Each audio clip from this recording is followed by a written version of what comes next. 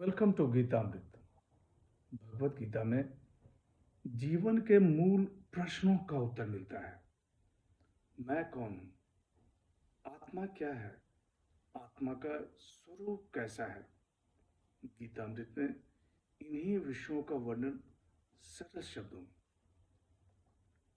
Gita is eternal science and researching Gita we get amrit. अहम ब्रह्मास्मि, मैं आत्मा हूँ। पिछले सेशन में चर्चा की थी अध्याय 18 श्लोक 18 एवं 19।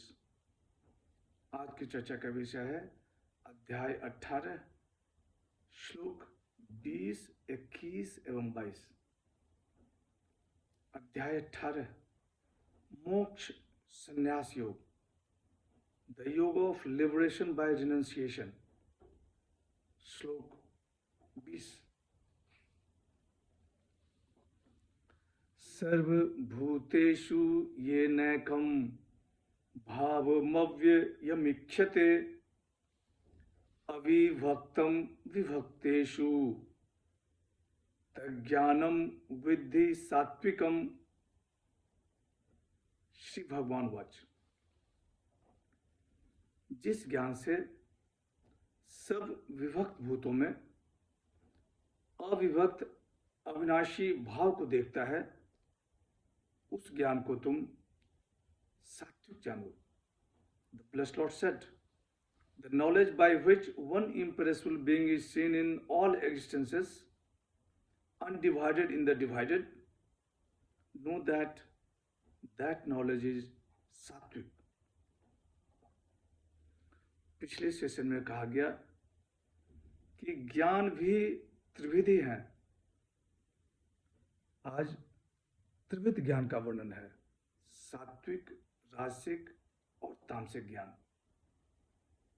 इस श्लोक में सात्विक ज्ञान के बारे में बताया गया है। भगवान श्री कृष्ण कहते हैं कि हे पार्थ, जिस ज्ञान से सब विभक्त भूतों में अविभक्त अविनाशी भाव को देखता है, उस ज्ञान को तुम सात्विक जानो।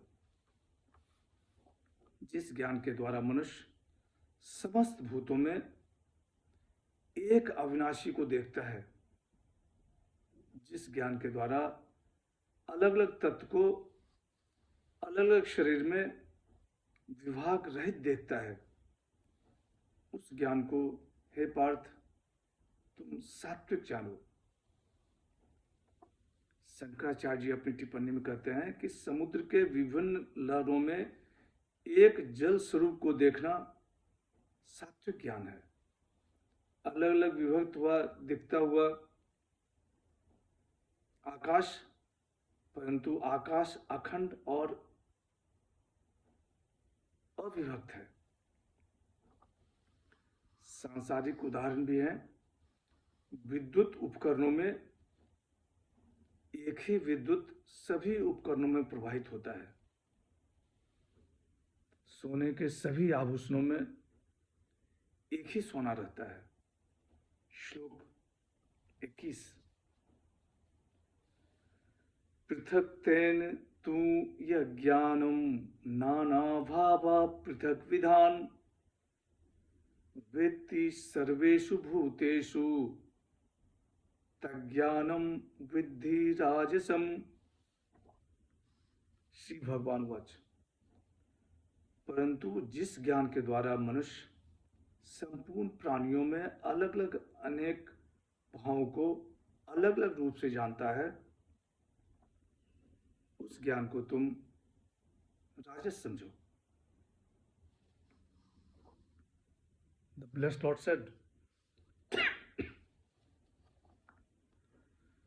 the knowledge which sees multiplicity of beings in the different creatures by reason of their separateness, know that that knowledge is रासिक। यहाँ रासिक ज्ञान का वर्णन है। भगवान श्री कृष्ण कह रहे हैं कि हे पार्थ, जिस ज्ञान के द्वारा मनुष्य संपूर्ण प्राणियों में अलग अलग अनेक भावों को अलग अलग रूप से जानता है, उस ज्ञान को तुम राजस समझो। जो ज्ञान प्रत्येक शरीर में अलग अलग अपने से दूसरा आत्मा समझता है, उस ज्ञान को तुम राजस जानो। इस ज्ञान के अनुसार शरीर के नष्ट हो जाने पर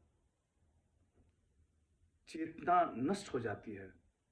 इस ज्ञान के अनुसार चेतना अस्थायी है। यही राजस ज्ञान है। श्लोक 22। यत्तु कृष्ण वदे कस्मिन् कार्ये सक्त महतुकम् अतत्वार्थ बदलपम च तत्ता मस्बुदाहृतम। श्री भगवान वाच।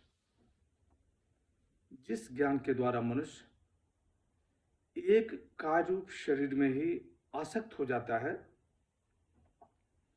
तथा जो युक्ति रहित वास्तविक ज्ञान से रहित और तुच्छ है, तामस कहा जाता है।